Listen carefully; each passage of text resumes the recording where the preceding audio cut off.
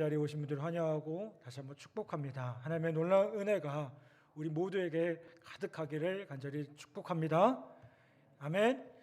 우리 옆에 분들하고 또 앞뒤 좌우로 인사해 보겠습니다. 참 잘 오셨습니다. 반갑습니다. 한번 인사해 보겠습니다. 네. 많은 분들이 오고 가는 시기입니다. 우리 교회의 그 시기를 보면. 그래서 익숙하지 않은 분들도 계실 거고 또 낯선 분들도 있을 겁니다. 그래도 다시 한번 오늘 이 예배를 통해서 서로 주 안에서 하나 된 우리 모습들을 발견하고 깨닫는 놀라운 은혜가 있기를 바랍니다. 또 오늘 우리가 사람들만 만나고 가시 마시고 무엇보다 주님을 만나고 주님과의 깊은 교제 가운데 새로워지는 우리 복된 성도들 또 신우들 모두 되기를 간절히 축복합니다. 오늘은 사도행전의 첫 번째 명제인 전능하신 하나님 아버지에 대해서, 전능하신 아버지 하나님에 대해서 함께 말씀을 나누도록 하겠습니다. 우리가 함께 봉독한, 함께한 이 사도신경의 첫 구절은 이렇습니다. 나는 전능하사 천지를 만드신 하나님 아버지를 믿습니다 라고 고백을 합니다. 혹시 이 문구에 거부감이 드신 분이 계실지 모르겠습니다. 여권 신장에 관심이 있거나요? 우리나라의 그 가부장적인 그 제도에 대해서 거부감을 갖는 분들은 하나님을 아버지라고 부르는 것에 대해서 좀 뭔가 불편함을 느낄 수도 있을 겁니다. 왜 하나님 아버지냐? 하나님 어머니 하면 되지 않느냐? 이렇게 생각할지도 모르겠어요. 제가 너무 이상한 얘기를 하는 것 같습니까? 그냥 이렇게 생각해 볼 수 있다는 겁니다. 근데 여러분, 사도신경에서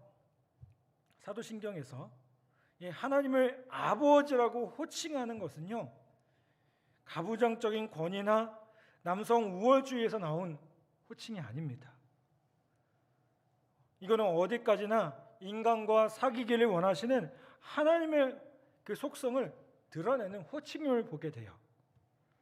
여러분, 하나님은 인간들과요, 주인과 종, 왕과 신하, 기업주와 노동자 등의 관계로 이렇게 사귀는 것을요 원하지 않으셔요. 물론 하나님은 우리의 왕 되신 분이셔요. 우리의 주인 되어 주신 분이 맞으셔요. 하지만 우리가 정말 사도신경을 통해서 고백하는 게 뭡니까? 하나님을 아버지라고 고백한다는 겁니다. 이것은 무엇을 뜻합니까? 인간들과 하나님은 표면적인 만남이나 위기의 질서가 아닌 친밀함과 사랑으로 교제하기를 원하신다는 겁니다. 하나님은 인간들에 대해서 일방적인 요구를 하시거나 복종을 하거나 인간을 자신의 수단으로 생각하지 않으십니다. 오직 어떻게 하십니까? 우리를 주의 사랑으로 교제하기를 원하고 계신다는 거예요. 예전에 가시곡이라는 소설이 우리의 눈물을 많이 흘리게 했던 기억이 있습니다. 드라마로도 만들어져서 이 가시곡이라는 그 소설이 또 한때 되게 많은 사람들한테 이렇게 회자되기도 했습니다. 이 작가는 그 소설에서 한 아버지의 순수하고 애틋한 아버지의 마음, 부성애를 그리고 있습니다.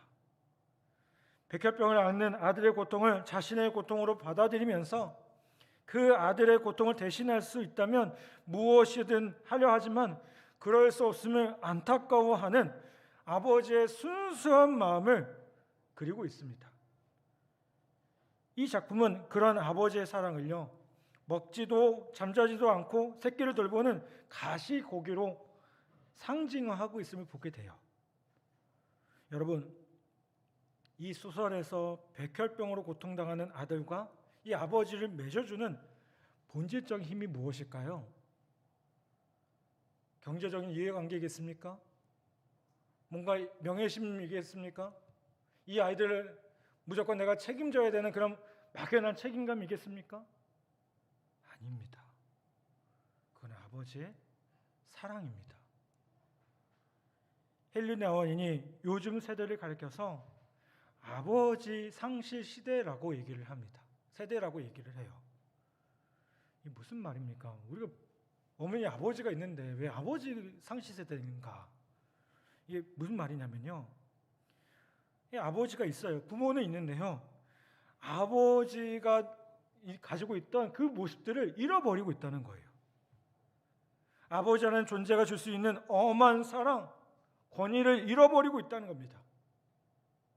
그래서 불행한 세대가 되고 있다고 얘기합니다. 아버지를 잃어버리니까 아버지가 주는 뭡니까? 그 권위, 뿌리, 뭔가 든든함 이런 것들이 자꾸 잃어버리니까요. 사람들이 불안해한다는 거예요. 유독 요즘 현대인들이 많은 사람들이 불안함을 느끼고 있습니다. 그 이유가 무엇이냐? 이 아버지라는 존재가 주는 그 든든함들을 잃어버리고 있기 때문에 그런 것은 아닌가라고 이야기하고 있다는 겁니다. 여러분, 분명히 아버지의 사랑은 어떤가요? 어머니의 사랑과 분명히 다릅니다. 여기 계신 어머님들 좀 용서하십시오. 아버지 너무 편드는 것 같아서 그렇지만 용서해 주시면 좋겠어요. 어머니의 사랑은 어떤 사랑입니까? 따뜻함으로 대표되죠. 그렇죠? 섬세합니다. 또 감정적입니다. 근데 아버지의 사랑은 어때요? 아주 엄한 사랑입니다. 존재만으로도 든든한 사랑이에요. 많은 말 한마디 하지 않아도요. 그 아버지가 집에서 딱 있는 그 존재만으로도 자녀들이 어떨까요? 안정감을 누려요. 어머니의 매보다 아버지의 매가 훨씬 아픕니다. 요즘 잘못 매들면 큰일 나지만, 그렇죠? 근데 한 번 될 때는 이 자녀들을 벌벌 떨게 만듭니다. 아버지의 말 한마디가 어떤 선생님의 말보다 위력이 있습니다. 물론 이런 아버지의 사랑도 왜곡된 면이 분명히 있는 것을 보게 됩니다. 하지만 아버지라는 존재가 주는 그런 특별한 만이 분명히 있다는 겁니다. 하나님은 자신이 아버지됨을 분명히 말씀하고 계십니다. 그렇다면 그 아버지됨을 극명하게 드러낸 자리가 어디 있겠습니까? 그것은 바로 십자가와 부활이라는 사건입니다. 십자가와 부활을 통해서 드러난 하나님 아버지됨을요, 몇 가지로 생각해 볼 수 있을 것 같아요. 첫 번째로는 친밀감입니다. 독일의 신학자 요아킴 예레미야스는요, 예수님이 하나님을 아바라고 부르는 것을 연구를 했어요. 그 연구 결과 이러한 호칭은 옛날 아람 사람의 가정에서 아주 천진한 어린 아이들이 아버지를 부를 때 사용했던 그 호칭을 알아냈습니다. 이게 어떤 말이냐면, 쉽게 말하면 우리가 자녀들이 아빠라고 부르잖아요. 아빠라고 부르는 거하고 똑같은 게 아바라는 거예요. 이제 이게 개역 개정판 성경에서 보면 이제 아빠 하나님이라고 다 표현이 되어 있는데요. 옛날 개역 한글판 성경에서 보면 아바 하나님 이렇게 표현되고 있습니다. 친근한 표현이라는 거예요. 여러분, 여러분의 자녀가 아직도 아빠라고 부릅니까? 그러면 그 관계는요, 친근하다고 생각하셔야 돼요. 엄마 아빠라고 한다는 건요, 이 친근한 관계를 뜻합니다. 그런데 이 자녀가 사춘기가 되고 좀 머리가 커가면서 갑자기 아버지 어머니 합니까? 그 말은 뭔지 아세요? 이제 거리 두겠습니다 라는 뜻이에요. 이제 거리 두겠습니다. 이제 내가 이제 좀 이렇게 혼자 해보겠습니다 라는 뜻이에요. 근데 그거에 대해서 또 너무 서운해하지 마세요. 왜요? 자녀들이 커가면서 어떻게 됩니까? 그렇게 독립적으로 세워줘야 돼요. 그게 또 건강한 모습입니다.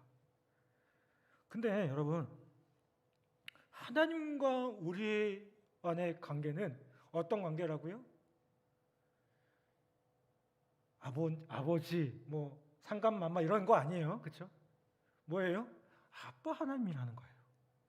십자가에서 자신을 드러내신 하나님은요, 멀리 있는 하나님이 아닙니다. 가까이 있는 아빠 하나님이시라는 거예요. 여러분, 하나님이 우리에게 다가오시는데 어떻게 다가오십니까? 거리감을 가지고 나는 멀리 있는 하나님, 높이 있는 하나님, 이것이 아니에요. 아빠 하나님으로서 저와 여러분에게 다가오셔서 저와 여러분을 만나기를 원하고 계신다는 거예요. 여러분, 오늘 이 시간 우리에게 가장 가까이 다가오시는 그 아빠 하나님을 마음껏 만나고 경험하기를 간절히 바랍니다. 또 십자가에서 나타난 그 아빠 하나님은 어떤 분이십니까? 용서하시는 분이셔요. 그 용서는 우리를 옛것에서 해방시키고 상한 심령을 치유하며 우리의 심령을 새롭게 하는 그런 용서임을 보게 됩니다. 그러므로 하나님의 용서는 용서받은 우리 자신에게만 머무는 것이 아닙니다. 우리가 용서를 받았습니까? 그렇다면 어떻게 되겠습니까? 그 용서를 이웃을 사랑하고 이웃을 용서하는 데 사용하라고 주신 것임을 보게 돼요. 누가복음 15장에 보면 탕자의 비유가 나옵니다. 20절에 보면 아버지가 그 아들을 멀리서도 알아봅니다. 그리고 죄를 지었음에도 용서합니다. 그리고 어떻게 합니까? 죄를 짓고 배신한 그 아들을 용서할 뿐만 아니라 제일 좋은 옷과 신발을 신기고요, 손에 가락지도 껴줍니다. 그리고 그 아들이 돌아왔을 때 잔치까지 열어줍니다. 여러분, 이 누가복음 15장에 나오는 이 탕자의 비유는요, 사실은 탕자가 주인공이 아닙니다. 누가 주인공이에요? 아버지가 주인공이에요. 하나님 아버지가요, 이런 분이라는 거예요. 여러분, 하나님은 죄 지은 우리를, 때로는 하나님을 배신하고 원망한 우리를 어떻게 하셔요? 먼저 알아보세요. 먼저 찾아오세요. 먼저 만나주세요. 그리고 어떻게 하십니까? 다 용서해 주셔요. 원망하고 배신했던 우리를 무조건적으로 용서해 주십니다. 탕자가 아버지께 돌아갔을 때 용서했던 것처럼 우리는 단지 하나님께 돌아가기만 하면 됩니다. 여러분, 우리는 예배 때마다 고백의 기도라는 걸 해요. 이게 익숙하지 않은 분들도 계실 거예요. 근데 여러분, 왜 고백의 기도를 할까요? 이 시간 이 예배 가운데 우리가 나아가면서 우리 안에 있는 그 모든 죄악들을 고백하는 시간이에요. 그런데 여러분, 우리가 우리 죄를 졌습니다, 우리가 이렇게 살았습니다 라고 고백하는 데서 끝나면 안 됩니다. 성경 뭐라고 얘기해요? 우리가 우리 죄를 자백하고 회개하면 그분은 용서하신다고 약속하고 계셔요. 아멘. 여러분, 그분은, 그 하나님은요, 우리 아빠 되신 하나님은요, 우리를 용서하시는 하나님이시라는 거예요. 여러분, 오늘 우리가 함께 고백하며 죄를 고백하며 나아갈 때 주님이 우리의 죄와 허물을 용서하시고 우리를 품어주시는 하나님이시라는 사실을 다시 한번 기억하기를 간절히 바랍니다. 또 이 아빠 하나님은요, 어떤 분이시냐? 우리에게 관심이 많으신 분이셔요. 그런데 그냥 관심이 많으신 것이 아니에요. 우리 한 사람 한 사람에게 아주 깊은 관심을 가지시고 우리의 눈과 얼굴을 마주 보시는 아버지 하나님이십니다. 성경은 이 자상한 아버지를요, 이렇게 말합니다. 마태복음 10장 29절 30절에 보면요, 참새 두 마리가 한 아사리온에 팔리지 않느냐? 그러나 너희 아버지께서 허락하지 아니하시면 그 하나도 땅에 떨어지지 아니하리라. 너희에게는 머리털까지 다 세신 바 되었나니? 라고 말씀하고 있습니다. 하나님은 어떤 분이세요? 우리의 머리카락이 몇 개인지 이거 다 세고 계신 분이세요. 다 세고 계신 분이세요. 여러분 머리카락이 몇 개인지 알고 계십니까?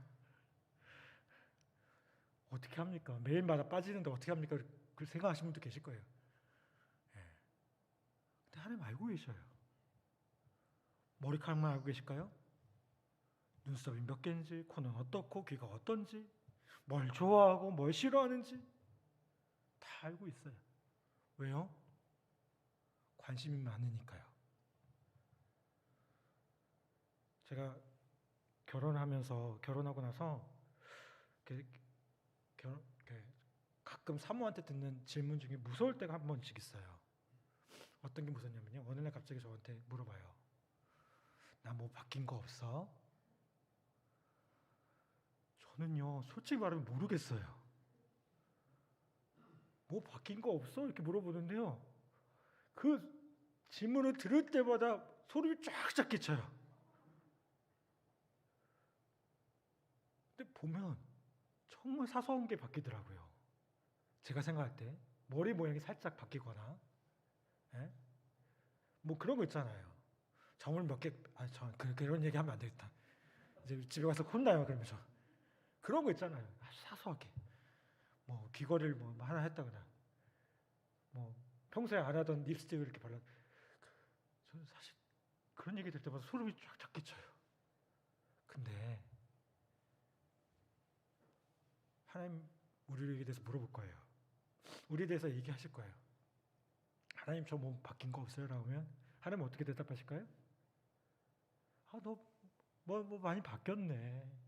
이거 바뀌었네. 다 아시는 분이시라는 거예요. 아멘. 그래서 우리가 하나님 앞에 하나님 저 뭐 바뀐 거 없어요? 염려하지 마세요. 마음껏 하세요. 하나님 다 아시는 분이셔요. 그만큼 관심이 많으셔요. 이 말은 제가 사모한테 관심이 없다는 얘기가 아니에요. 저도 관심 많아요. 근데 못 알 뿐입니다. 제가 목회를 하면서요, 작년하고 코로나 시대를 겪으면서 참 힘들어요. 왜냐면 성도님들이 마스크를 다 끼시잖아요. 못 알아보겠어요. 근데 더 놀라운 일은 뭔지 아세요? 마스크를 끼고 있다가 벗으시면 더 못 알아보겠어요. 제가 상상했던 이미지가 조금씩 달라요. 여러분, 근데 이게 제 부족함일 수도 있죠.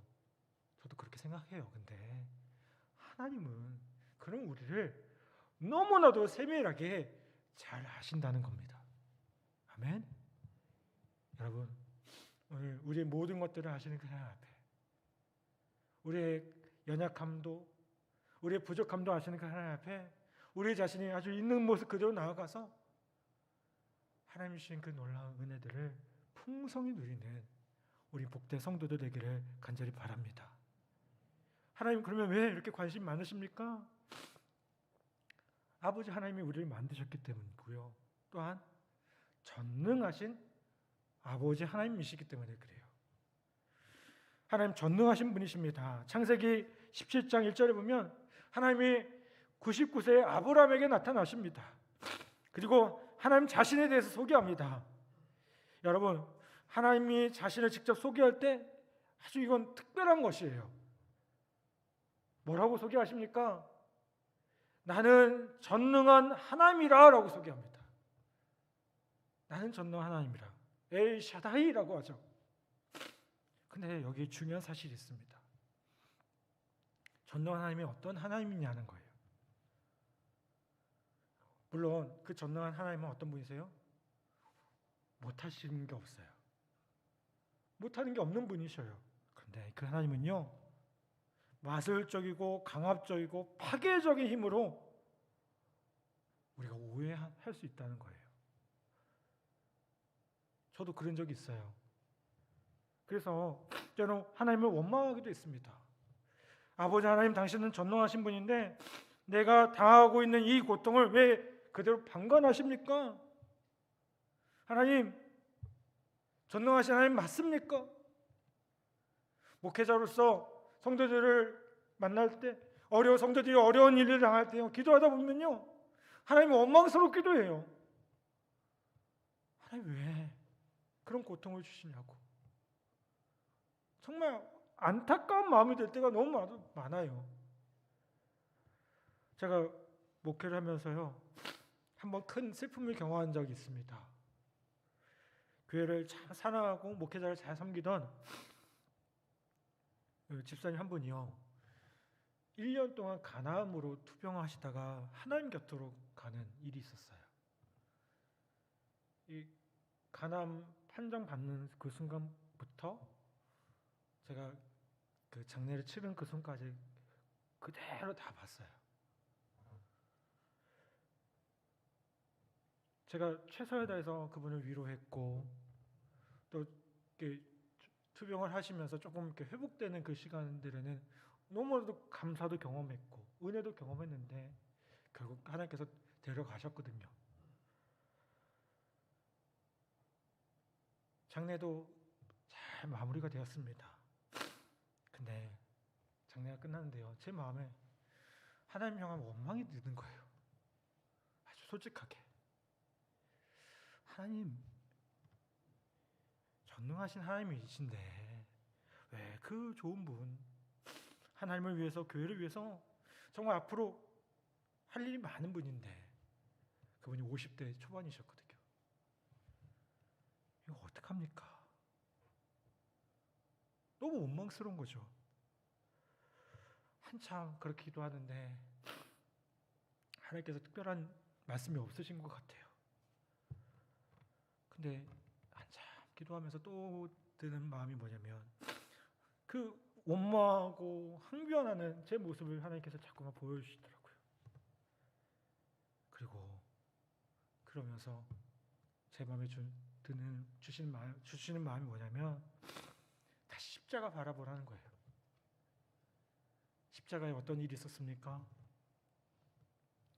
그 사랑하는 아들을 내어주신 아버지의 모습이 있어요. 십자가에 달린 그 아들을 바라보며 하나님은 얼마나 아프셨겠습니까? 근데 동시에 그 십자가는요, 하나님의 전능이 어떤 것인지를 알려주시는 사건이라는 거예요. 이명수 목사님이 십자가의 전능에 대해서 이렇게 말씀합니다. 십자가에 나타난 전능은 악한 사람을 때려 부수는 전능이 아니라 그들을 용서하시는 전능이다.